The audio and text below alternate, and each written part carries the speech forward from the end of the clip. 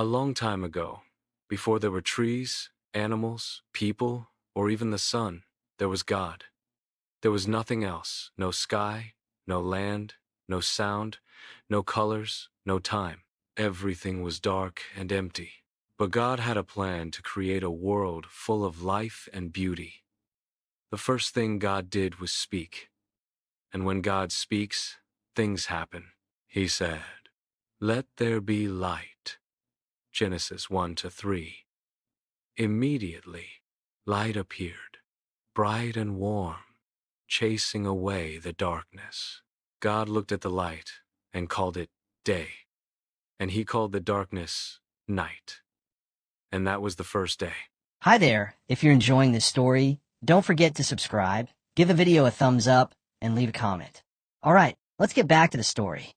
Next, God looked at the waters below and above and said, "Let there be a firmament in the midst of the waters, and let it divide the waters from the waters."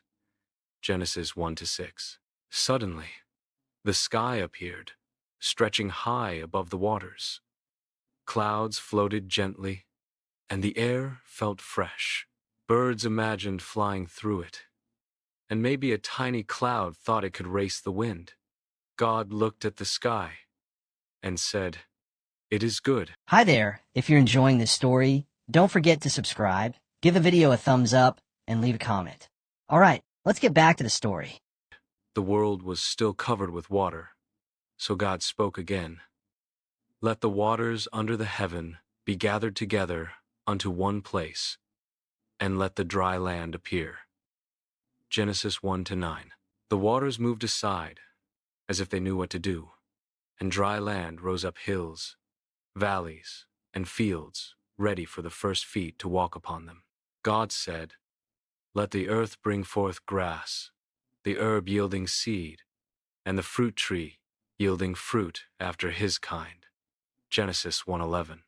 And the earth grew soft, green grass, bushes, trees, and flowers in every color.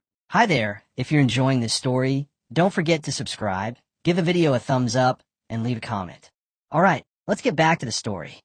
Next, God created lights in the sky to guide time.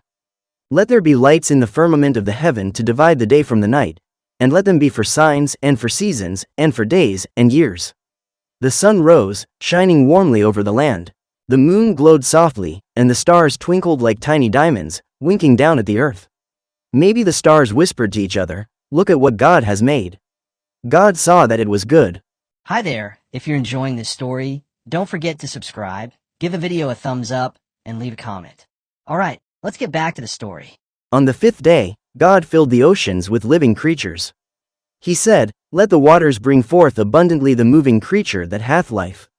Fish of every size and color swam through the waters, some darting quickly, others gliding lazily. Dolphins leapt high, playing tag with the waves.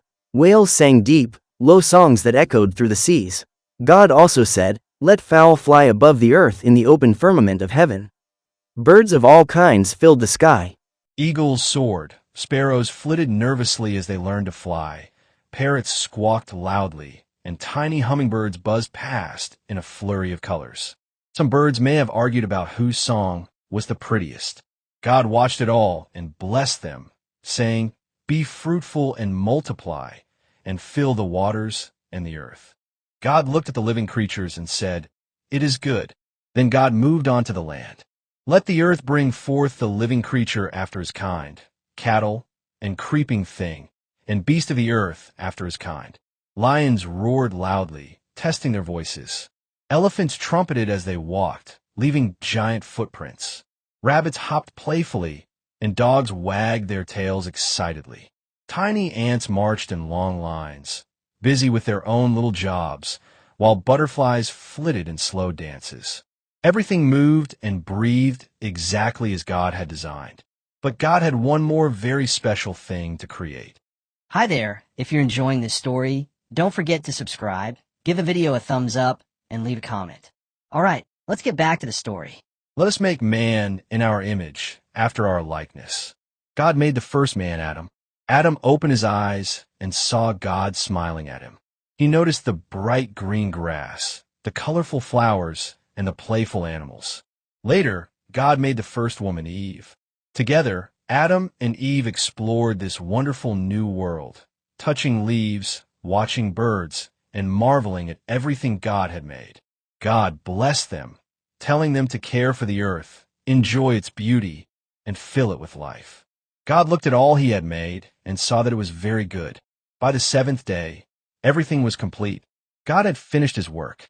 He rested, not because he was tired, but because he wanted to show that rest is holy and important. He blessed the seventh day and made it special. The earth now had light and darkness, sky and land, seas and plants, animals and humans, all created by God's words, full of life and wonder, ready for people to live in and enjoy. Thank you for watching this story by Ted.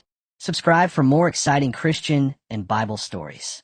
Also share with your friends and drop a comment on what you learned. See you in the next one.